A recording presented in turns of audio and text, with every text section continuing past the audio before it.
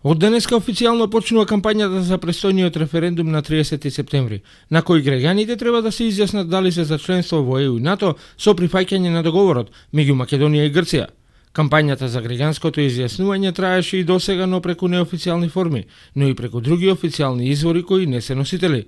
Председателот на парламентот Талат Џафери на пресконференција во петокот најави дека собранието ќе ја води кампањата транспарентно, непосредно и директно, без дискриминација, предрасуди и со почитување на волјата на секој граѓанин. Во кампањата на собранието ќе се вклучат 71 пратеник од сите пратенички групи, со исклучок на опозицијската ВМРО ДПМН, која го известила Џафери дека нема да учествува во кампањата и дека бара средствата да бидат потрошени за други цели.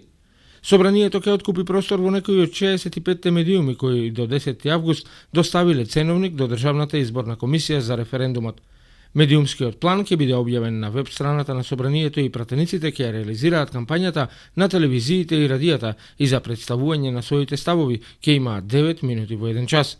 Пратениците по личен избор ќе можат своите референдумски ставови да ги представуваат и во своите изборни единици, а нема пречка во таа кампања да се вклучат и други представници на владата и политичките партии, но тоа мора да го направат со сопствени средства. За време на кампањата не се очекува да се одржат пленарни седници во собранието, но председателот на парламентот не ја исклучи можноста да има итна седница доколку за тоа има потреба.